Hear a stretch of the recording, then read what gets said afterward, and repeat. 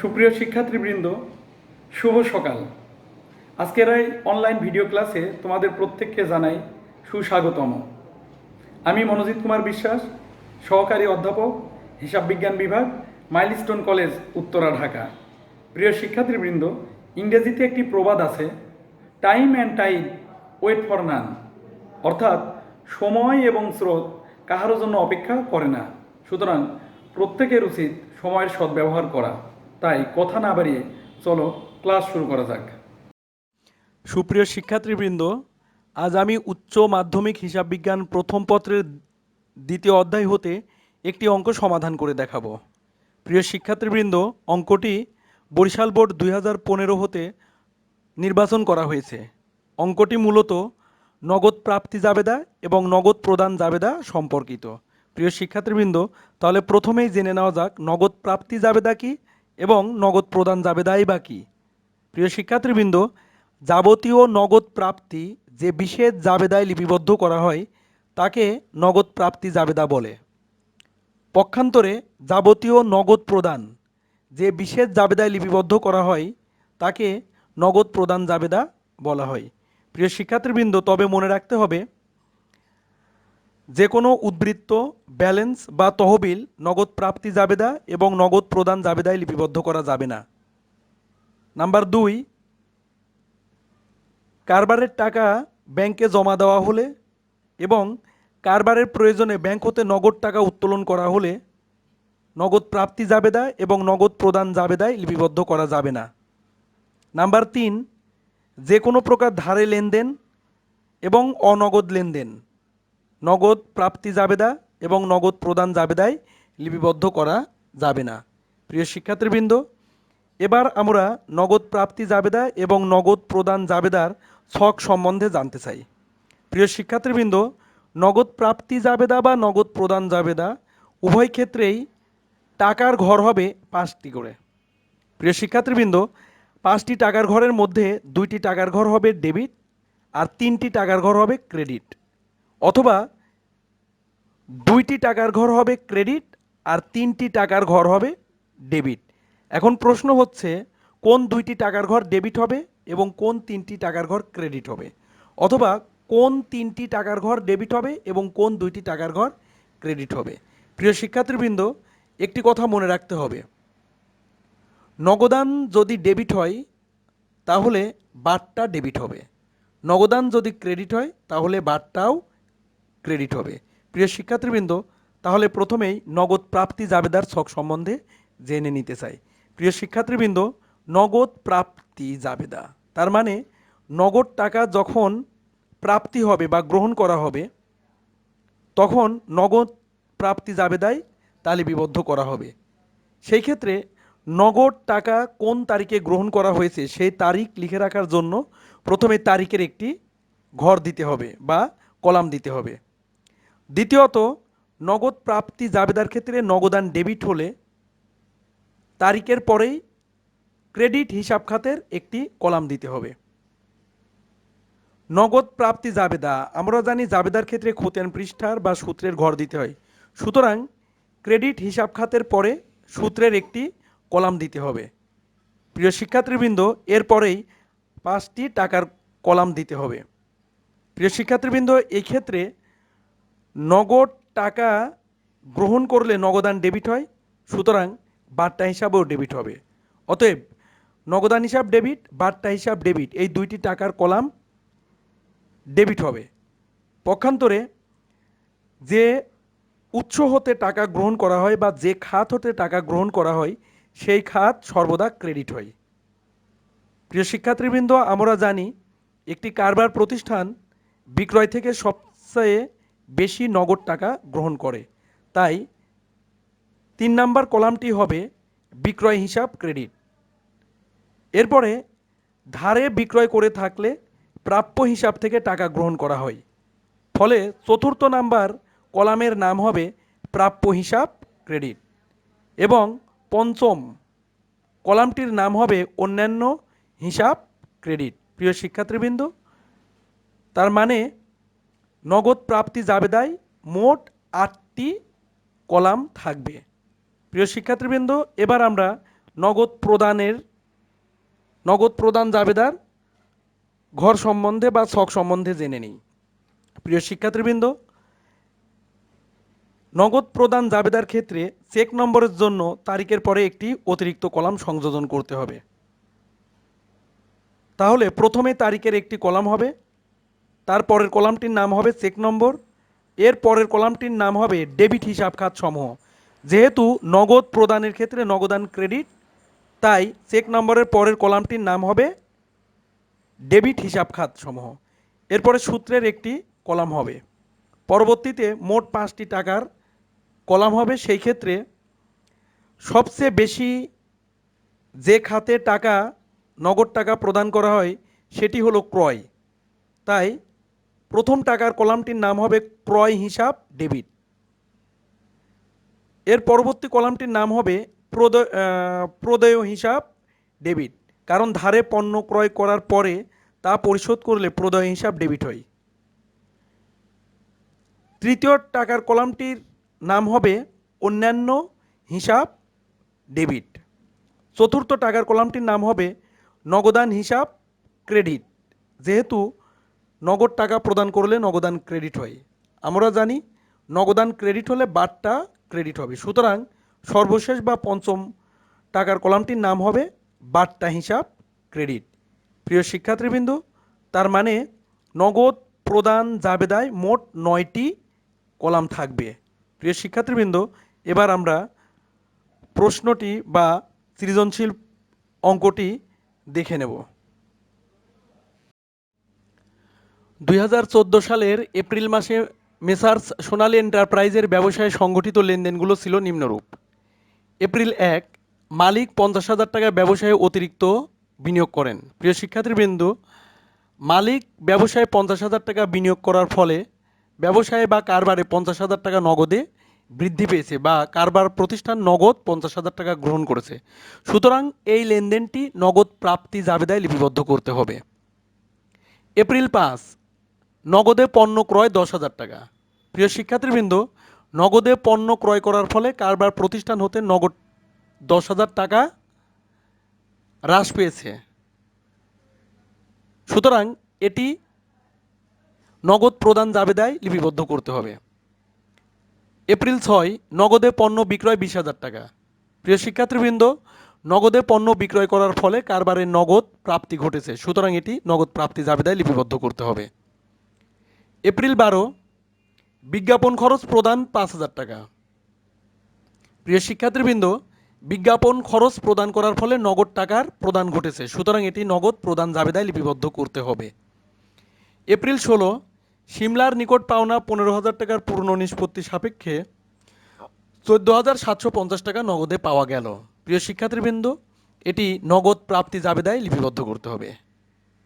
April 18, ইমনের নিকট দেনা 12,500 টাকার পূর্ণ নিষ্পত্তিতে 12,400 টাকা নগদে প্রদত্ত হলো, সুতরাং এটি নগদ প্রদান জাবেদায় লিপিবদ্ধ করতে হবে।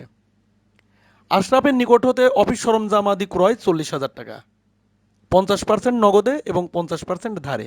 প্রিয় শিক্ষার্থীবৃন্দ, যেটি নগদে সেটি নগদ প্রদান জাবেদায় লিপিবদ্ধ করতে হবে, কিন্তু ধারে লেনদেন নগদ প্রাপ্তি জাবেদা বা নগদ প্রদান জাবেদায় লিপিবদ্ধ করা যাবে না। এপ্রিল 26, শিহাবের নিকট ধারে বিক্রয় বাবদ প্রাপ্য 20,000 টাকার পূর্ণ নিষ্পত্তিতে 19,550 টাকা পাওয়া গেল। প্রিয় শিক্ষার্থীবৃন্দ, এটি নগদ প্রাপ্তি জাবেদায় লিপিবদ্ধ করতে হবে। এপ্রিল 28, সুদ পাওয়া গেল 3,000 টাকা, এটি নগদ প্রাপ্তি জাবেদায় লিপিবদ্ধ করতে হবে। এপ্রিল 30, সাদমানের নিকট দেনা 17,500 টাকার পূর্ণ নিষ্পত্তিতে 17,250 টাকা প্রদত্ত হলো। প্রিয় শিক্ষার্থীবৃন্দ, এটি নগদ প্রদান জাবেদায় লিপিবদ্ধ করতে হবে। প্রিয় শিক্ষার্থীবৃন্দ, এবার করণীয়গুলো দেখে নেওয়া যাক। প্রথমেই ক, নগদ প্রাপ্তি জাবেদা ও নগদ প্রদান জাবেদায় লিপিবদ্ধ হবে না এমন লেনদেনের সাধারণ জাবেদা দাখিলা দাও। প্রিয় শিক্ষার্থীবৃন্দ, এমন লেনদেন আছে একটি। 2014 এপ্রিল 22, আশরাফের নিকট হতে অফিস সরঞ্জামাদি ক্রয় 40,000 টাকা, যার 50% ধারে। করণীয় খ, উপরোক্ত লেনদেনগুলো দ্বারা একটি নগদ প্রাপ্তি জাবেদা প্রস্তুত করো। করণীয় গ, উপরোক্ত লেনদেনগুলো দ্বারা একটি নগদ প্রদান জাবেদা প্রস্তুত করো। প্রিয় শিক্ষার্থীবৃন্দ, এবার সমাধান করা যাক। প্রথমেই কয়ের সমাধান। মেসার্স সোনালী এন্টারপ্রাইজের জাবেদা দাখিলা, তারিখ 2014 এপ্রিল 22। প্রিয় শিক্ষার্থীবৃন্দ, অফিস সরঞ্জাম ক্রয় করার ফলে প্রতিষ্ঠানে অফিস সরঞ্জামের পরিমাণ বৃদ্ধি পেয়েছে, অর্থাৎ সম্পদের পরিমাণ বৃদ্ধি পেয়েছে। এই জন্য অফিস সরঞ্জাম হিসাব ডেবিট 20,000 টাকা। যেহেতু অফিস সরঞ্জামাদি ধারে ক্রয় করা হয়েছে, এই জন্য প্রদেয় হিসাব ক্রেডিট অথবা অফিস সরঞ্জাম সরবরাহকারী হিসাব ক্রেডিট 20,000 টাকা, যেহেতু ধারে অফিস সরঞ্জাম ক্রয় করা হলো। প্রিয় শিক্ষার্থীবৃন্দ, এবার ক্ষয়ের সমাধান করা যাক। মেসার্স সোনালী এন্টারপ্রাইজের নগদ প্রাপ্তি জাবেদা। প্রিয় শিক্ষার্থীবৃন্দ, নগদ প্রাপ্তি জাবেদা মানে নগদান হিসাব ডেবিট। সুতরাং তারিখের পরেই ক্রেডিট হিসাব খাতের একটি কলাম থাকবে। 2014 এপ্রিল 1, মালিক 50,000 টাকা ব্যবসায়ে অতিরিক্ত বিনিয়োগ করেন। প্রিয় শিক্ষার্থীবৃন্দ, আমরা হিসাব করি সর্বদা কোনো কারবার প্রতিষ্ঠানের। সুতরাং মালিক যে কারবার প্রতিষ্ঠানে 50,000 টাকা বিনিয়োগ করেছেন, সেই কারবার প্রতিষ্ঠানে নগদে প্রাপ্তি হয়েছে 50,000 টাকা। এই জন্য এটি নগদ প্রাপ্তি জাবেদায় লিপিবদ্ধ করতে হবে। প্রথমে এটির জাবেদা করে নেওয়া যাক। নগদান হিসাব ডেবিট, মূলধন হিসাব ক্রেডিট। যেহেতু ছকের উপরে নগদ প্রাপ্তি জাবেদা লেখা আছে, সেহেতু নগদান হিসাব ডেবিট, তাই ক্রেডিট হিসাব খাতের কলামে মূলধন হিসাব লিখতে হবে। নগদান হিসাব ডেবিট, এই জন্য নগদ টাকার কলামে 50,000 টাকা, আর মূলধন হিসাব ক্রেডিট, কিন্তু মূলধনের টাকার কোনো কলাম নাই, এই জন্য অন্যান্য হিসাব এই কলামে 50,000 টাকা লিখতে হবে। এপ্রিল 6, নগদে পণ্য বিক্রয় 20,000 টাকা। প্রিয় শিক্ষার্থীবৃন্দ, এটির জাবেদা করে নেওয়া যাক। নগদান হিসাব ডেবিট, বিক্রয় হিসাব ক্রেডিট, তাই ক্রেডিট হিসাব খাত এই কলামে বিক্রয় হিসাব লিখতে হবে। নগদান যেহেতু ডেবিট, এই জন্য নগদান হিসাবের কলামে 20,000 টাকা লিখতে হবে, আর বিক্রয় হিসাব ক্রেডিট এই কলামে 20,000 টাকা লিখতে হবে। এপ্রিল 16, সিমলার নিকট পাওনা 15,000 টাকার পূর্ণ নিষ্পত্তি সাপেক্ষে 14,750 টাকা নগদে পাওয়া গেল। প্রিয় শিক্ষার্থীবৃন্দ, আমি প্রথমেই বলেছি নগদান ডেবিট হলে বাটটাও ডেবিট হবে।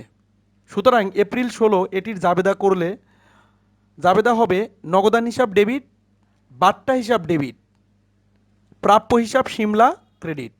সুতরাং ক্রেডিট হিসাব খাত এই কলামে সিমলা হিসাব লিখতে হবে, নগদান হিসাব এই কলামে লিখতে হবে 14,750 টাকা, বাট্টা হিসাব এই কলামে লিখতে হবে 250 টাকা, এবং প্রাপ্য হিসাব এই কলামে লিখতে হবে 15,000 টাকা। এরপর এপ্রিল 26, শিহাবের নিকট ধারে বিক্রয় বাবদ প্রাপ্য 20,000 টাকার পূর্ণ নিষ্পত্তি সাপেক্ষে 19,550 টাকা পাওয়া গেল। সুতরাং এটি এপ্রিল 16 তারিখের মতোই সমাধান করতে হবে, অর্থাৎ ক্রেডিট হিসাব খাত এই কলামে শিহাব হিসাব লিখতে হবে, নগদান হিসাব কলামে 19,550 টাকা, বাট্টা হিসাব এই কলামে 450 টাকা, এবং প্রাপ্য হিসাব এই কলামে 20,000 টাকা লিখতে হবে। এপ্রিল 28, সুদ পাওয়া গেল 3,000 টাকা। এটির জাবেদা হবে নগদান হিসাব ডেবিট, সুদ প্রাপ্তি হিসাব ক্রেডিট। এই জন্য ক্রেডিট হিসাব খাত এই কলামে সুদ প্রাপ্তি হিসাব লিখতে হবে। এরপর নগদান হিসাব এই কলামে 3,000 টাকা, আর সুদ প্রাপ্তির যেহেতু আলাদা কোনো টাকার কলাম নাই, এই জন্য এটি অন্যান্য হিসাব এই কলামে লিপিবদ্ধ করতে হবে। এরপর নগদান হিসাব এই কলাম যোগ করতে হবে, টোটাল যোগফল হবে 1,07,300 টাকা। বাট্টা হিসাব টোটাল 700 টাকা। সুতরাং নগদান হিসাব ডেবিট এবং বাট্টা হিসাব ডেবিট, টোটাল 1,08,000 টাকা। এখন বিক্রয় হিসাব টোটাল 20,000 টাকা, প্রাপ্য হিসাব টোটাল 35,000 টাকা, এবং অন্যান্য হিসাব টোটাল 53,000 টাকা। অতএব এই তিনটি ক্রেডিট কলামের টাকা যোগ করলেও 1,08,000 টাকা ক্রেডিট হবে। প্রিয় শিক্ষার্থীবৃন্দ, এটি ছিল ক্ষয়ের সমাধান। প্রিয় শিক্ষার্থীবৃন্দ, এবার আমরা গয়ের সমাধান করব, অর্থাৎ নগদ প্রদান জাবেদা। তারিখ 2014 এপ্রিল 5, নগদে পণ্য ক্রয় 10,000 টাকা। এটির জাবেদা করলে হবে ক্রয় হিসাব ডেবিট, নগদান হিসাব ক্রেডিট। তাই ডেবিট হিসাব খাত এই কলামে ক্রয় হিসাব লিখতে হবে। আর ক্রয় হিসাব যেহেতু ডেবিট, টাকার কলামে 10,000 টাকা, নগদান হিসাব ক্রেডিট এই কলামে 10,000 টাকা লিখতে হবে। এপ্রিল 12, বিজ্ঞাপন খরচ প্রদান করা হলো 5,000 টাকা। বিজ্ঞাপন হিসাব ডেবিট, নগদান হিসাব ক্রেডিট। ডেবিট হিসাব খাত এই কলামে বিজ্ঞাপন খরচ হিসাব লিখতে হবে, কিন্তু যেহেতু বিজ্ঞাপন খরচ হিসাব ডেবিট কোনো টাকার কলাম নেই, এই জন্য এটি অন্যান্য হিসাব এই কলামে লিখতে হবে। পক্ষান্তরে নগদান হিসাব ক্রেডিট এই কলামে 5,000 টাকা লিখতে হবে। এরপর এপ্রিল 18, ইমনের নিকট দেনা 12,500 টাকার পূর্ণ নিষ্পত্তি সাপেক্ষে 12,400 টাকা নগদে প্রদত্ত হলো। প্রিয় শিক্ষার্থীবৃন্দ, আমরা জানি নগদান হিসাব ডেবিট হলে বাট্টা হিসাব ডেবিট হয়, নগদান হিসাব ক্রেডিট হলে বাট্টা হিসাবও ক্রেডিট হয়। সুতরাং এটির জাবেদা হবে প্রদেয় হিসাব ডেবিট, নগদান হিসাব ক্রেডিট, বাট্টা হিসাব ক্রেডিট।